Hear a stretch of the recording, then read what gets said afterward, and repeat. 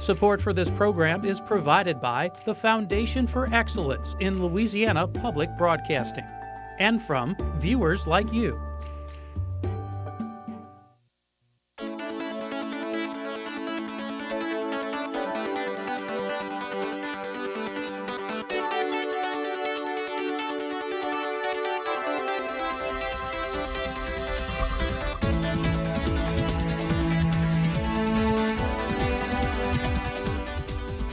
Hello and welcome to Louisiana Public Square. I'm Beth Courtney, president of LPB. Well, our moderator for this evening's important conversation is Patricia Smith with the College of Government and Social Sciences at Southern University. Welcome, Patricia. Thank you for having me. The presidential election may be dominating news cycles and our political attention spans, but Louisiana voters will have many choices to make on Election Day. In addition to an open Senate seat, there are 2 open congressional seats, local officials and tax measures, and 6 constitutional amendments on the ballot. Well, what issues are the candidates talking about? Which campaign promises are viable solutions for Louisiana's problems? What would voters like to hear more of, and how are they sorting through their ballot? We'll hear from members of the business community, political pundits, and journalists as we explore these issues and more on Election 2016. In all of the other races for a Senate seat across America, voters are choosing between 2 major candidates. They're essentially voting for either the Republican or Democrat who won their party primary in the spring or summer. Jeremy Alford, who writes the insider political journal Law Politics, says Louisiana does it differently. Louisiana's famous for its jungle primary, where we put everybody on one ballot, they duke it out, and then we get the top 2. And this year, it may be more than voters can handle. In the Senate race alone, there are 24 candidates. It's hard for anyone to get noticed. That's according to Stephanie Grace, a columnist for The Advocate. There's so much other news that people are paying attention to between the presidential race and the flood and Mike the Tiger, everything else going on. To break out as a lesser-known candidate, I think you really need a niche, and it's hard for anyone to find one in such a large field. Michael Henderson is a polling specialist and a professor at LSU. People's lack of attention is playing out in the polls, he says. The percentages of voters who say they are undecided are huge. I think the easy knee-jerk, and I do this a lot myself, is to say, oh, the voters just aren't paying attention, right? They're not informed, they're not paying attention. And it's easy to sort of blame it on the voters. According to Joshua Stockley, a political science professor at the University of Louisiana at Monroe, it may not be the voters' lack of attention that's to blame. This has been such a low-key Senate election by all historical accounts. We're used to very sharp, very divisive, personality-driven campaigns. Henderson says because there are so many candidates, the cues some voters rely on are missing. By having a primary system where you can have multiple Democrats and multiple Republicans, that takes away the handy tool that a lot of voters rely on when they see, oh, there's 2 names on the ballot, one's a D, one's an R, I'm an R, then I'm probably going to vote for the R. And then the undecideds are lower because they can use their party identification as a cue. So who's running? David Duke, Joseph Cow, I forget his first name, Pellerin, Troy Hebert, Rob Maness, Abhay Patel, Derek Edwards. I think there's a guy named Pete Williams. I quoted him in something I wrote once because he had a good line at a forum he was invited to. And about a dozen others. That's about as close as I can get. The pundits, journalists, and professors agree. There may be 24 names on the ticket, but there are 5 names that have risen to the top. Louisiana Public Broadcasting and the Council for a Better Louisiana teamed up to help voters sort through the top 5 candidates at a debate hosted by Louisiana Tech University. John Fleming. Ladies and gentlemen, I am the one true conservative here tonight among those who are pretenders. John Kennedy. I'm not a part of the club in Baton Rouge, and I won't be part of the club in Washington, D.C. Caroline Fair. I'm going to work as hard as I can every single day and use the relationships I have built and continue to build new ones to benefit our people for the long haul. Foster Campbell. The worst thing I've seen since I've been in politics. It's all these politicians going around telling you what they're going to do. But there's an old saying, don't tell me what you're going to do. Why don't you tell me what you've done? Charles Bustani. Who do you trust to represent our state in the United States Senate? I was a heart surgeon. I was trusted by my patients for many, many years. And I have a record of achievement of actually getting results, conservative results, in the United States Congress. Just because these are the players on the big stage doesn't mean the others aren't a factor in the race. Alford says the 5 to 7 other legitimate candidates will get some votes. The thing is that group, that everyone else group, will probably amount to maybe 10 points or more on the ballot on Election Day, and that takes 10 points away from these other campaigns that are going to be spending millions of dollars. They're not competitive enough to win, but if you put 3 or 5% up, to this candidate, that adds up to shrink the pool that's left to divvy up among other candidates.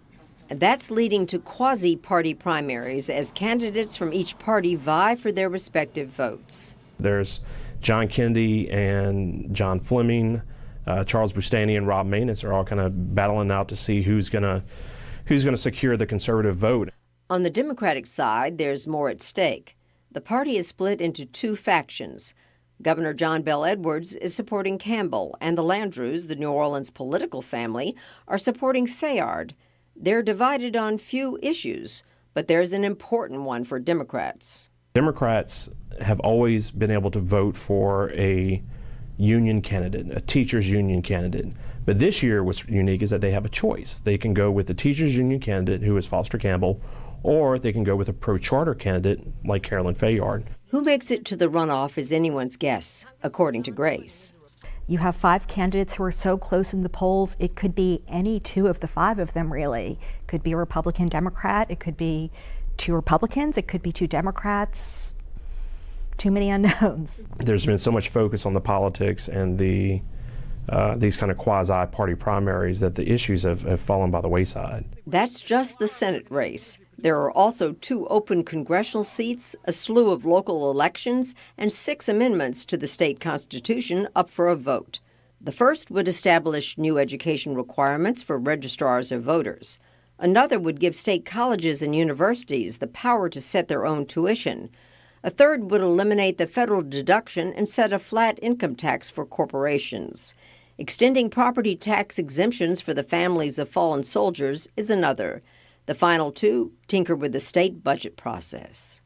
We're asking a lot of people to make a lot of sophisticated decisions. I think we're asking a lot of voters to do something they're not equipped to do. Hopefully, we can help voters sort through these choices tonight. Joining us to explore Election 2016 is our studio audience. With us tonight, we have researchers from a state policy think tank and representatives of the agriculture community. We also have a high school student with the Legislative Youth Advisory Council from Walker High. Thanks to everyone for being here. Southern Media and Opinion Research conducted a poll to see what issues voters are thinking about this election season. When asked whether the Affordable Care Act should remain as it is, remain with changes, or be repealed, 50% of respondents wanted it to remain in some form. 44% want it repealed. We often hear complaints about partisan gridlock, but when asked on our survey, half of respondents say they would rather the new senator stand up for his or her positions, rather than compromise with others, even if it slows legislative action. When asked to what extent the United States should be involved in global conflicts, over 2/3 of respondents said somewhat to very involved. About 20% said the country should not be involved or only a little involved. Nearly 30% of poll respondents said race relations should be the highest priority for the new senator. A nearly equal number, 24%, said it should be the lowest. So let's start there. What are your priorities in this election season? Patrick, I know you had some concerns about taxes, federal taxes. What do you think the candidate should be concerned about? Well, obviously our needs are great in Louisiana. We have an extremely high poverty rate. But just simple things. Anybody who lives here in Baton Rouge knows how bad the traffic situation is. I mean, I think it's undeniable that we need another Mississippi River Bridge at this point, but how are we going to pay for it? You start looking at things like coastal erosion, you start looking at things like flood protection. The need for federal dollars is great. And so I guess my question was really, how do we elect somebody who's willing to work with the other side of the aisle, or even a president from another party, in order to get things done and bring money back to Louisiana? Nick, thinking about the budget, what question would you ask the candidates on what should be the focus on reconciling our budget? I think Patrick brings up a lot of great points. In the debate, we heard a lot of the candidates talk about how they didn't like government. They made a case against big government. Yet Louisiana depends upon the federal government for a number of priorities, for its healthcare system, for coastal protection, for the response to the devastating floods that we recently had and to hurricanes that we've had in the past. And so what I would love to hear from candidates is not just how bad government is, but how they would like to make government better, how to make it work for everyone, especially those who are most vulnerable, those who are citizens that are most in need. And Marty, what question would you ask our candidates? My concern with our agricultural background is what we see as overreach from the government that is slowing down agricultural production, threatening agricultural production in the future. I'd like to ask them, how are they going to help us get that out of our way, and so that we can proceed and continue to produce the most bountiful crop for our nation? Okay. And Katie, what would you add to that with regard to agricultural concerns? Agriculture, on my side, Louisiana agriculture has a severe deficiency or a severe problem trying to fill our job vacancies for seasonal work. And right now we use visa programs like the H-2A and the H-2B programs, and those programs are unique because they do not displace American workers who want the job. So my question would be, how can this next Congress maintain and protect those federal visa programs that we use to fill those job deficiencies that we have, while enforcing or reforming immigration? Raquel, I knew you had a question about workers. What would be the question you'd ask? Well, it's concerning that most citizens in Louisiana are facing a devastation after the flood. And a lot of us are looking for access, looking for information and how to get back on their feet. And also it's important and imperative that we are seeking that information diligently. And it's part of what is going to be instrumental in getting people back on their feet and back in working and back in their communities. Stephen, what are some of the issues that are on your mind as a voter? Well, the largest issue on my mind as a voter and as a father and as a teacher is climate change. And Foster Campbell's the only candidate who said he believes in it, and that's a little scary. What are they going to do? Do they really not believe in what 98% of scientists agree on? It's quite a frightening prospect, and it affects agriculture. It affects everything. The flood. It's got to be dealt with, and I'm hoping we can get there. Clara, what did you have to add? Part of the issue with people being able to access the information they need to help themselves in the flood recovery that she alluded to is the fact that most of your average citizens don't really know where to go and how to access that information. So they're kind of stymied, and they become paralyzed, for lack of a better term. So they sit there and they do nothing. There are so many people who really haven't begun their flood recovery. They don't know where to go, they don't know who to talk to, they just kind of go around in circles like a top. How do you think the next senator could help with that? FEMA is at the point where they're leaving. So these people are still in the process of just beginning their recovery. They're gonna have to send somebody back in here to help these people long term. I agree that the recovery from the flooding is a tough problem.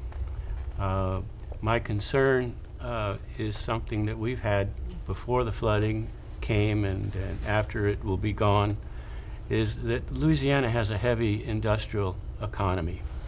We have many communities of people who are living right next door to refineries, chemical factories. We call them fence line communities because they're communities that live right next to these facilities. And we're concerned about air quality and water quality around these locations and the impact that the industries are having on our fence line communities.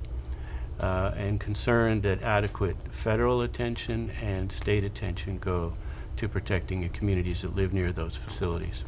Carmen, what do you think our next senator should focus on? Well, thinking about health outcomes, I would ask the senators about the changes that they would make with the ACA, the Affordable Care Act. The Affordable Care Act has done incredible things in this state alone, expanding Medicaid, covering more than 300,000 people this year. So for the candidates that want to fix or change or even repeal the ACA, I would ask about their plans as far as specifics on what they would do. Of course, the Affordable Care Act is not perfect, but I'd want to hear more detail about what improvements they would make on the bill. Michael, what questions might you ask? I'd ask about deregulation in the economy. I'd ask about getting rid of the ridiculous regulations that we have now. I'd be worried about the Affordable Care Act and how it has impacted Louisiana, how much it's going to go up, because it's going to go up. And people saying that the Affordable Care Act has worked is not a bunk. We need to focus on what we can do out there and not what just the politicians or what we think that people need. We need to look at what happens. We need jobs back. And right now, we don't have anybody helping we get our jobs back. John Overton, what are some of the thoughts that you have then that you might want to ask our next senator? Taxes. At some point, there's going to be a tipping point. And small business owners like myself, we're job creators. And when we're taxed and taxed and taxed, at some point, we'll get to that Atlas Shrugged moment where it's no longer viable for us to continue to support a government that's so inefficient and so ineffective in an economy that's receding. Our government continues to grow. And so at some point, that growth on the back of job creators, it's going to be unsustainable, and we need leadership who are willing to stand up and make the tough calls. And that's what I want to see. I want to see somebody who says enough is enough. We're already past that point.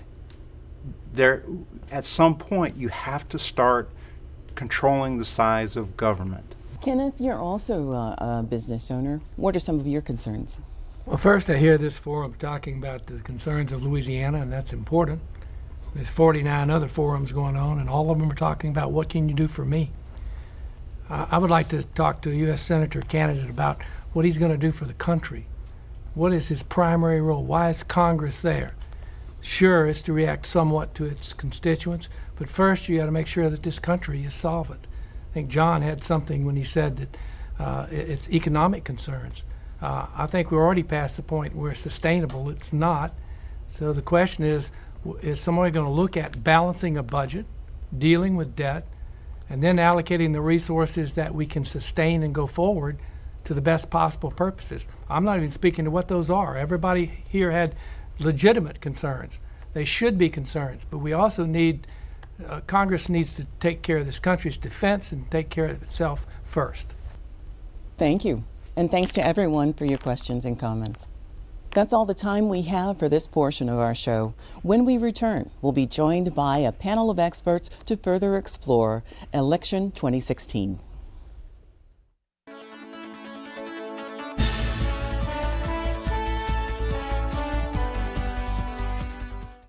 Welcome back to Louisiana Public Square.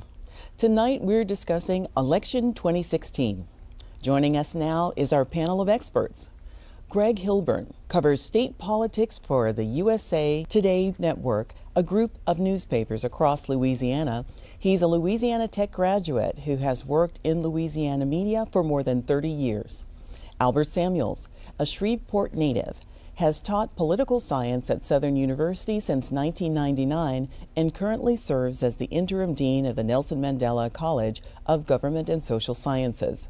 Elizabeth Crisp is a member of the Capital News Bureau of the Advocate newspaper in Baton Rouge. In addition to her legislative coverage, she has been one of the Advocate's lead reporters on the 2014 Senate race, 2015 gubernatorial race, and this year's Senate election. Martin Johnson is the Kevin P. Riley Sr. Chair in Political Communication and Professor of Mass Communication and Political Science at Louisiana State University, where he has served since 2014. Before we go to our audience questions, I'd like to ask each of you briefly, from your perspective, how is this election unique? Dr. Martin Johnson.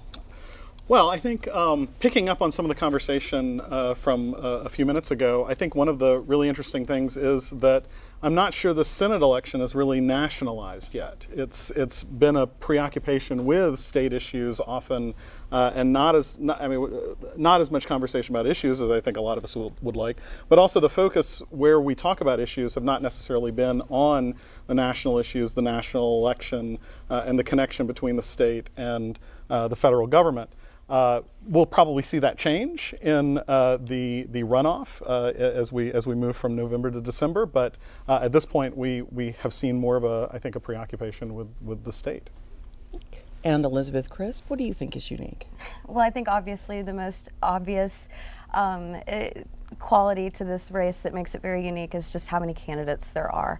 It's really, I think that that's been one of the challenging things that has made it hard for people to kind of break through the pack right now, is because not only are there so many candidates, but you have so many candidates who already have a name or a presence in the state. You know, having 2 congressmen, a statewide elected official, a public service commissioner, a former congressman.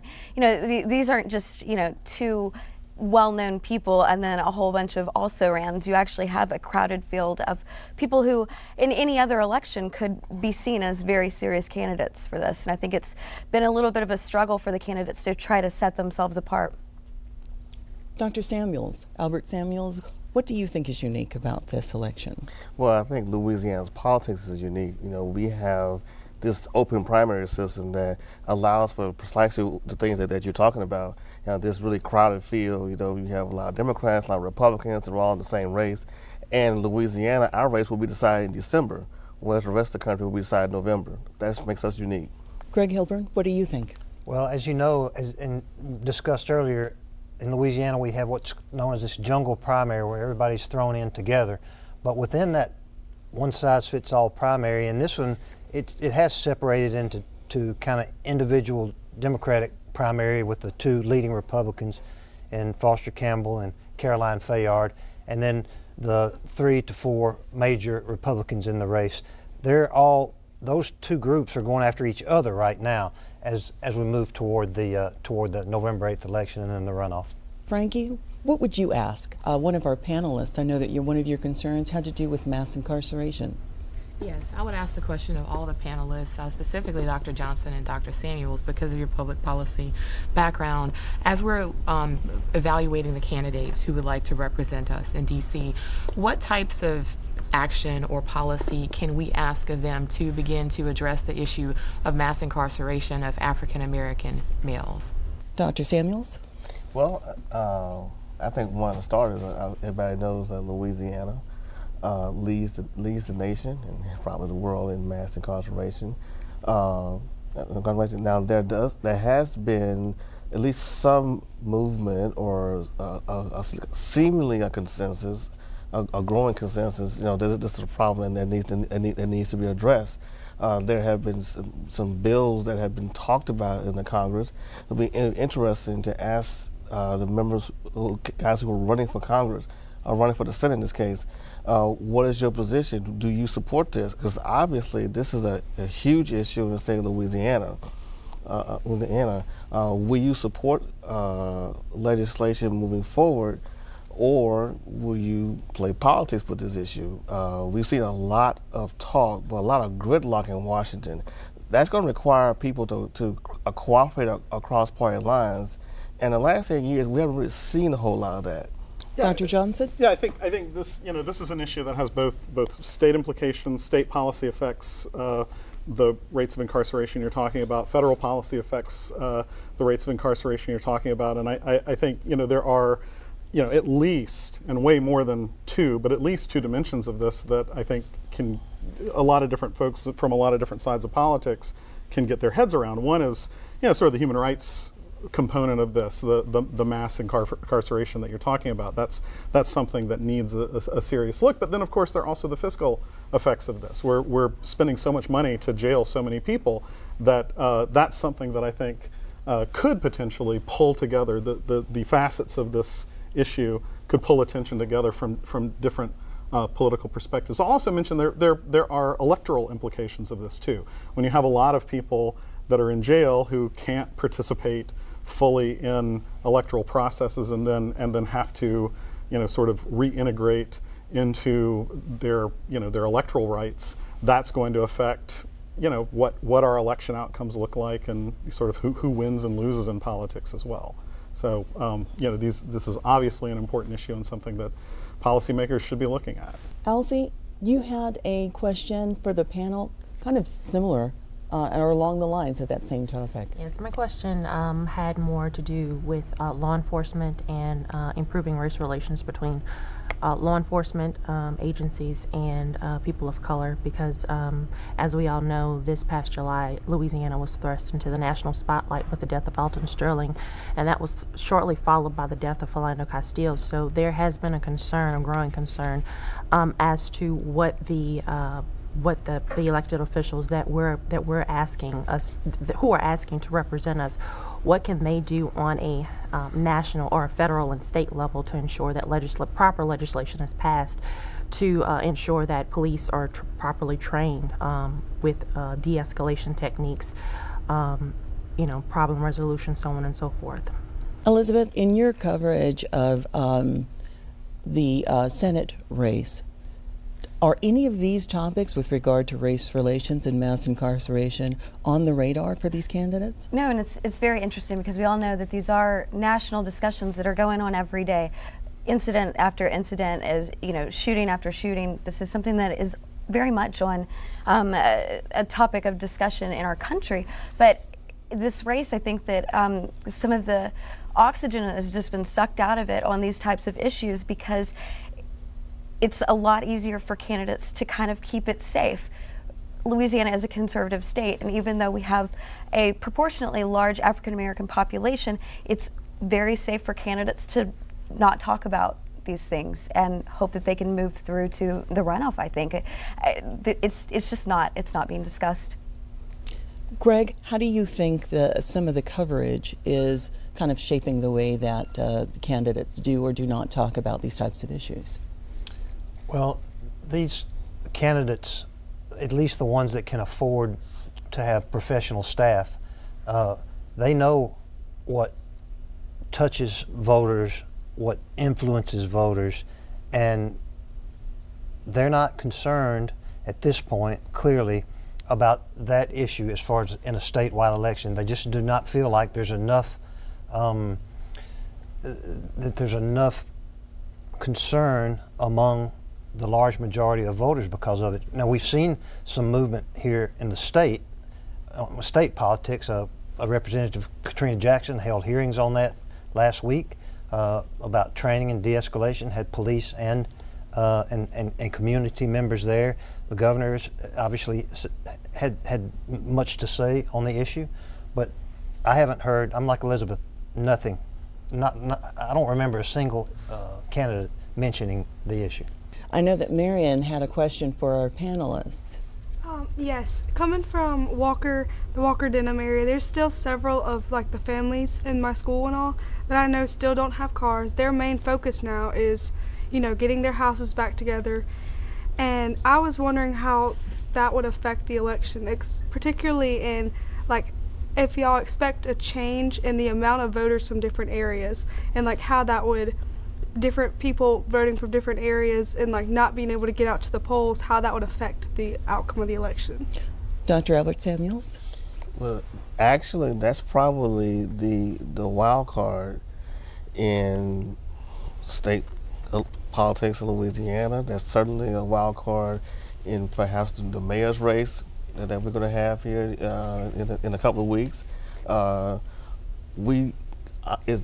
one of the reasons why it's been very hard to poll these races, because we don't know where people are in some cases.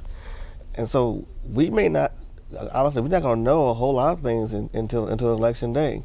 And particularly in a crowded field, it could be a few percentage points or decimal points that could be the difference between somebody making the runoff and somebody not making the runoff.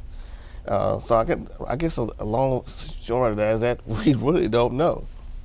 Dr. Martin Johnson? I was going to say, one note of, I guess, positive here and expressing a little bit of confidence in some of our processes. We've seen reported in The Advocate, for example, the election officials, both the Secretary of State's office and local election officials, have moved to do things like open alternative polling sites, during the early voting phase, and are really trying to communicate with people about how to make sure that they're able to exercise their voting rights during this trying time. But the real question, the reason it's a wild card is that possibly enough? When you think about all of the cares and concerns that people who are experiencing, their flood recovery, is voting on the top of their mind, and it's easy for us to say that it should be, when in fact they have so many pressing needs that outweigh that, and I think that makes it kind of really hard to know exactly whether the responses that we've made on, or that election officials have made with regard to that, ultimately are sufficiently mitigating. So. Elizabeth Crisp, when we're talking about polling and whether or not we're able to get an appropriate or additional or the necessary responses in order to put this polling information out there, what are you noticing about this Senate race with regard to polling? Just a complete lack of polling. We're not seeing very many polls, and when we do see them, there are a lot of questions about polling a race of this size, this field. At what point does the person just stop listening to you naming names, and just say, yeah, that's the person? One of the things that I've heard from pollsters is that even, and a lot of this has been internal polling, which we don't necessarily always report as accurately, because candidates, they like polls that look good for them. But one of the things that I have been hearing from pollsters is that even when they are conducting these polls, it's like they're just having to pull teeth to get people to even answer the question, and at that point, they're asking, if you had to vote today, who would you vote for? And they're having to ask the question in so many different ways. It's just really fascinating. People aren't really sure who they want to vote for. Another problem with the lack of polling is that we're not a battleground state in the presidential race right now. I talked to some of these national pollsters that 2 years ago were testing the Mary Landrieu, Bill Cassidy race, weekly, and they're like, we just don't have money to throw at Louisiana when we know Donald Trump is going to win there. So you end up with states like Ohio, which has an incumbent senator, is not seen as a very competitive race. They're getting polls every day, and I'm like, throw one our way. We would like to know what's going on too. But they're like, maybe for the runoff, we'll start polling, but we're just not seeing very many of them at all right now. Greg Hilburn, how do you feel the lack of polling then has affected the way that you are reporting on the Senate race? Well, Elizabeth's right. There's so few independent polls, and my company, we only write stories about very few polls. It would have to be clearly independent. And the candidate polls, you never know who's paying for them or what they've asked the poll to push or to say.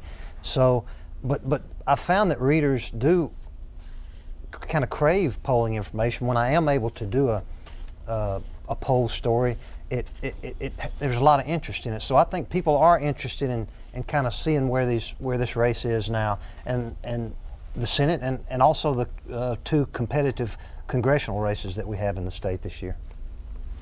Nick, you made some very interesting comments in our previous section. What question would you ask our panelists?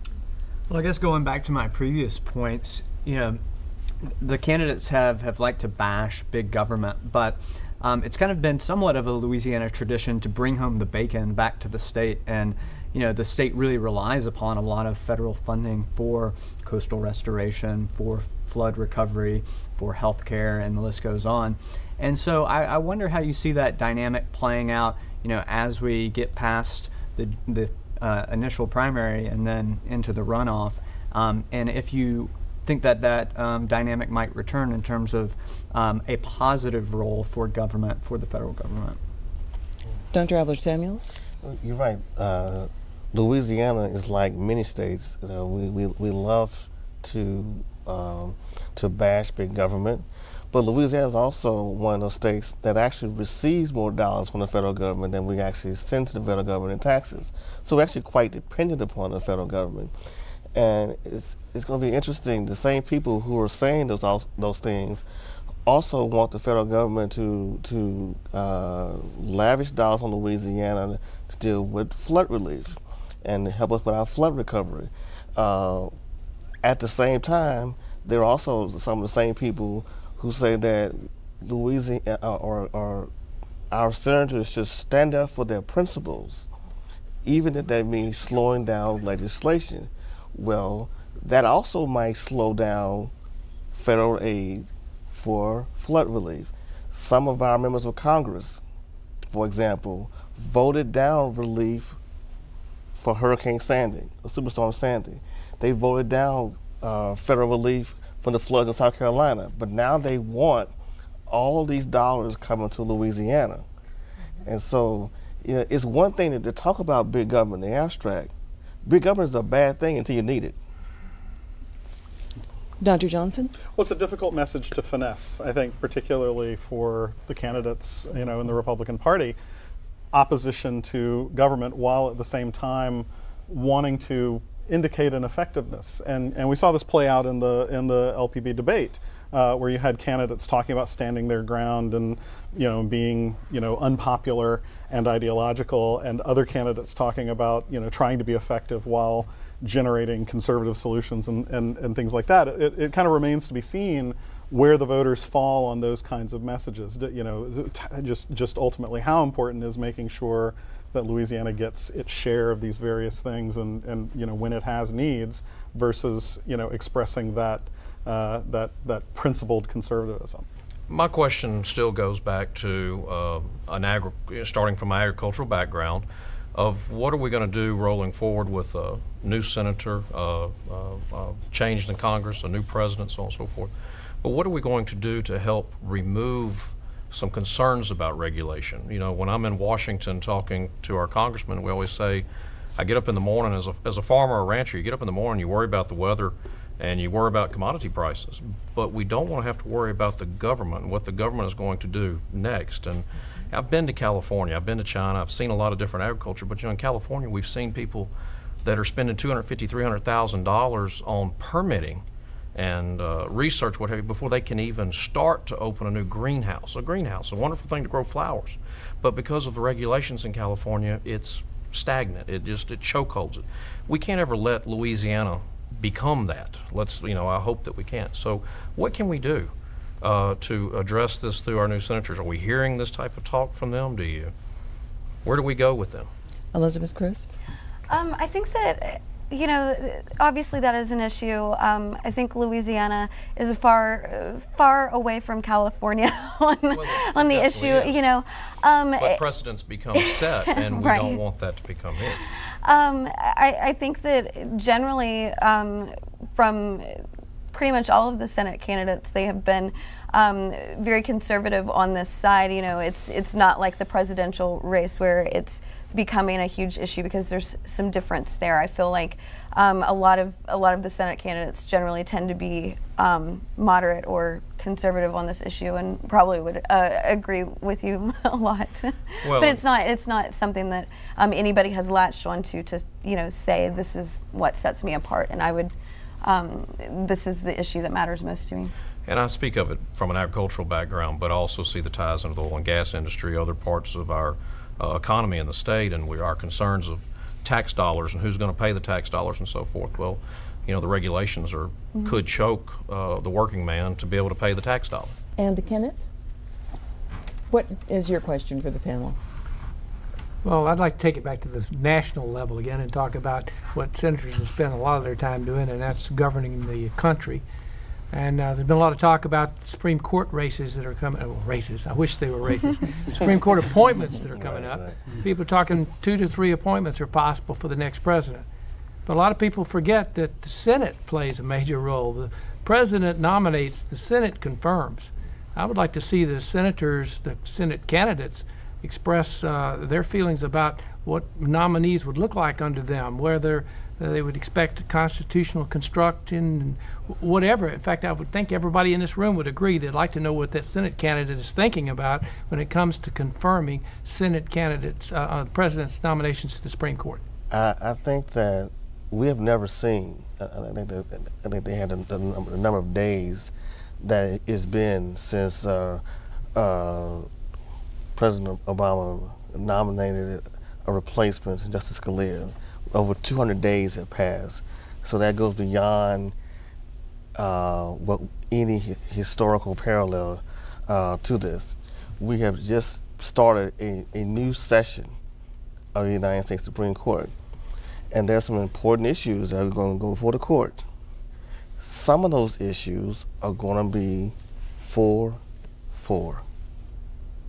because the Congress, and specifically the United States Senate, has decided that historically we are not going to approve a nominee that, quite frankly, now keep in mind, they have already approved this guy at an appellate level. I think he was like 98 to nothing. It was some outrageous number like this. So they admit that this man is qualified to sit on the Supreme Court. It's the idea that President Obama gets to make that nomination. That is historic. No, it's not. I have to interrupt. That's not historic.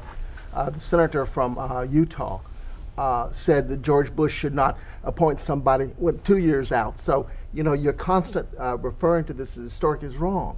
You're sitting there saying that something has happened that hasn't happened.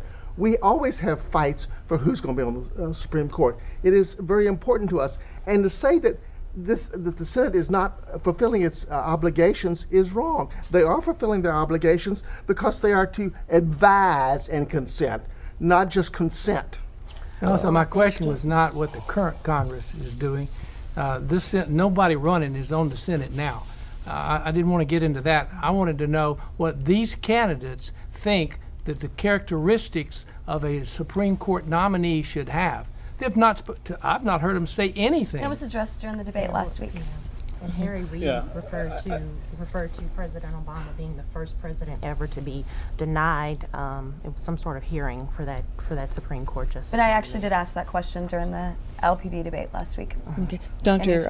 Martin Johnson. Well, I was just going to add. I think it would be interesting to know the temperature of the Senate candidates on the kind of procedural conversation that we're talking. Does, in their view, does the Senate, should the Senate consider a president's nominee with a hearing process and a vetting process, or maintain sort of the policies of the current Senate? That would be an interesting thing to learn about their perspectives.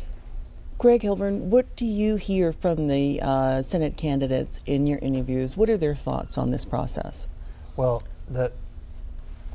I think when we were talking about the top 5 or 6 candidates, including the Democrats, all say that they would seek to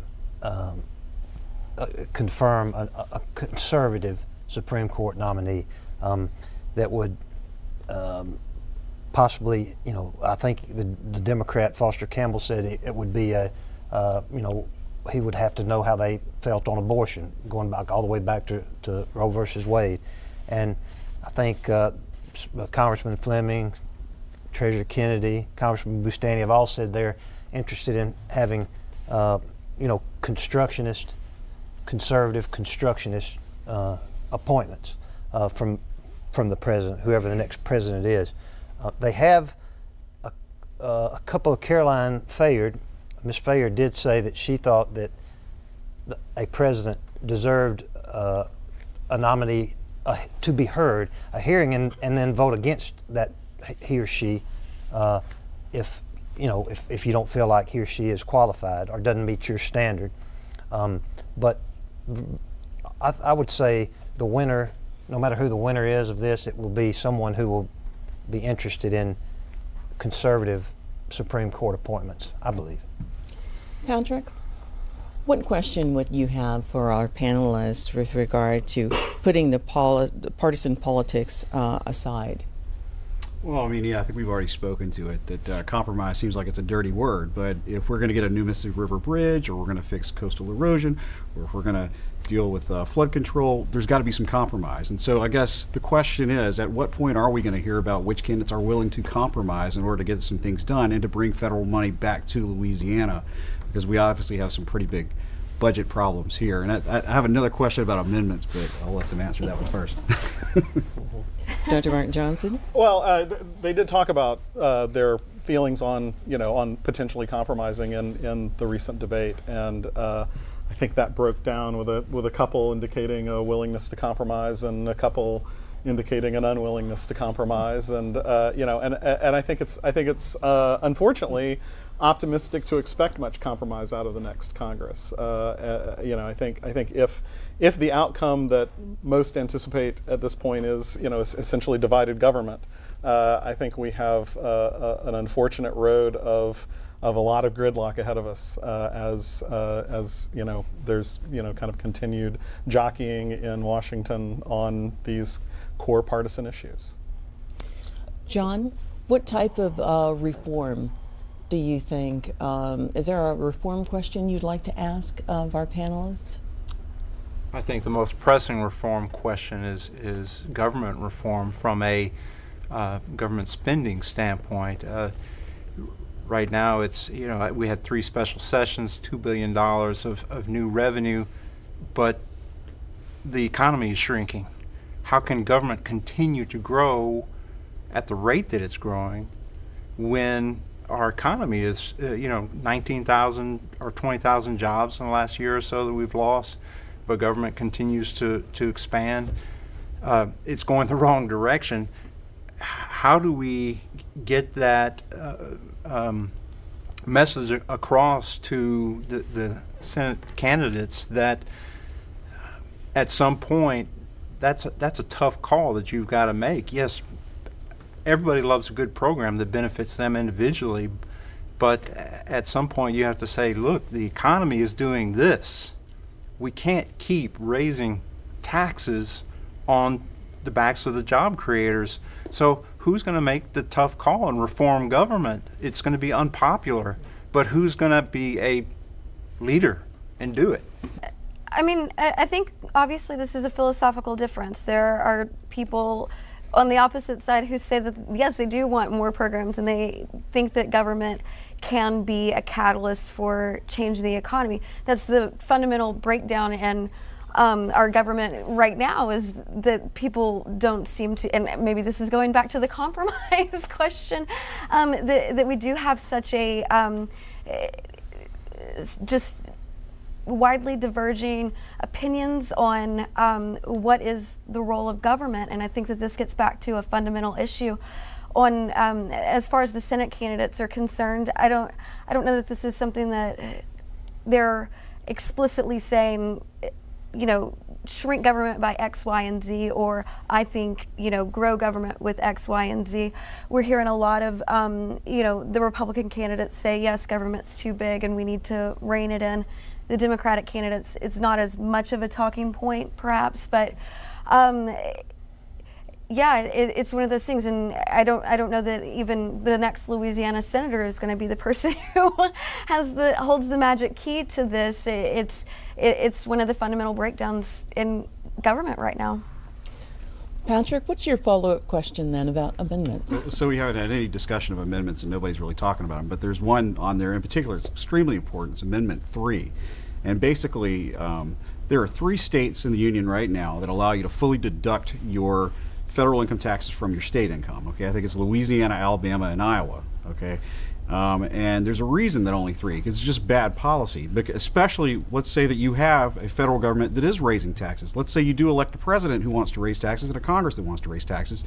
It's actually going to cause Louisiana's budget to collect less revenue, if I'm not mistaken. It's actually going to put a bigger hit on our budget. So I think, if I'm not mistaken, Amendment 3 is trying to make it so that it is really more of a fairer, flatter taxes on corporations versus this unknown that hits our budget every year. What's your question then for Dr. Albert Samuels? So I guess the question is, why is anybody paying attention to it? It's extremely important to Louisiana's budget and the revenue that we have to work with. I think the short answer to the question is that people rarely pay attention to constitutional amendments because they're exceedingly complicated. Now, one thing I do recommend for voters, the Public Affairs Research Council, every election cycle produces a guide on the constitutional amendments. PAR is nonpartisan. They explain what the issue is. They explain how we got here. They give you an argument for or against. They don't take a position. So I think I use it. I recommend that my students or anyone else use it. So it's a very good source of information for people who want information on the constitutional amendments. But oftentimes our constitutional amendments do ask the voters in Louisiana to make some decisions about some really technical issues of policy a lot of times that sometimes our elected officials probably ought to be making. That being said, this is an important issue that you speak about because Louisiana has a tax structure that is loaded with all manner of exemptions. This is actually one of those tax exemptions, and I personally I do believe that is also that it is bad policy. Louisiana has a lot of tax cuts, a lot of tax exemptions, and yet we are sometimes still not rated as a business-friendly state. And that's partly because our tax structure is so complicated. So we have the worst of both worlds. We have a tax structure that is very complicated. It has a whole bunch of exemptions and all kinds of tax cuts that's supposedly designed to stimulate economic growth and business relocations and all those other things. So it doesn't do some of those things it's supposed to do, and it doesn't raise the revenue that we need to actually fund state government. So it's actually the worst of both worlds. Thank you so much, Dr. Samuels. I do have one final question and just a very brief, your thoughts then, Greg Hilburn, on what the dynamics might be of the runoff race. Well, I do think, as my colleague said earlier, this race hadn't been nationalized yet, but it will be in the runoff because especially so if Secretary Clinton wins, because then the Republicans here in this really dark red state are going to say we're the firewall to keep Hillary from enacting further policies. Dr. Albert Samuels? I do believe that we're probably going to have a runoff more likely between Foster Campbell and probably John Kennedy. And I think what we're going to find is that Foster Campbell is going to find out that the 2015 race was an aberration with a Democrat winning. I think this is a Republican state, and having John Bel Edwards' endorsement was a nice thing, but Edwards won because Vitter was the opponent. And I think we will revert back to normal in 2016, and I expect to see a Republican succeed David Vitter. Elizabeth Chris? Well, one of the things we did ask during the debate last week was, who would you support if you don't make it into the runoff? And every single one of the candidates said that they would support their own party nominee if it ends up being a Republican versus a Democrat. I think that is very, as Albert was saying, it's very different from what we saw last fall in the governor's race. We had two Republicans who didn't endorse the Republican candidate. One of them actually crossed party lines to endorse the Democrat. I don't think we're going to see anything, that exciting this time around or odd. I think it's going to be a pretty standard runoff in that you will start to see the Democrats join together and the Republicans join together. I don't think you're going to see a lot of that cross party, and just the way Louisiana is, it's going to take, it would take something very explosive for the Democrat to be able to overcome that that lack of voter base here. Okay. And briefly, Dr. Johnson? I mean, I would just add there might be some variation in the visibility and intensity of the race as a function of how close the Senate ends up being in the national election. If it really does turn out that once again the Senate hangs in the balance of the Louisiana outcome, that we anticipate a Republican victory, but that could affect some of the dynamics of the race and the visibility and intensity of it. So. Well, we've run out of time for our question and answer segment. We'd like to thank our panelists, Mr. Hilburn, Dr. Samuels, Ms. Christ, and Dr. Johnson for their insight on this month's topic. When we come back, we'll have a few closing comments.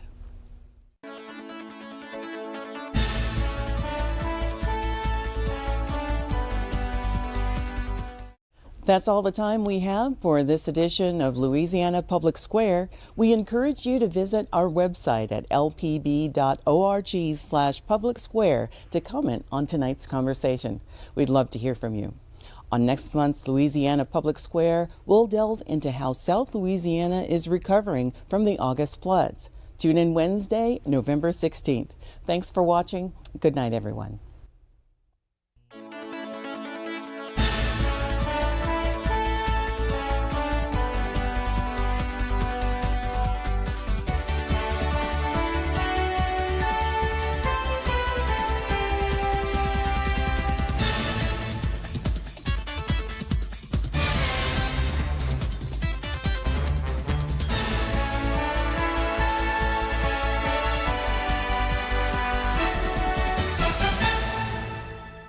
For a copy of this program, call 1-800-973-7246 or go online to www.lpb.org.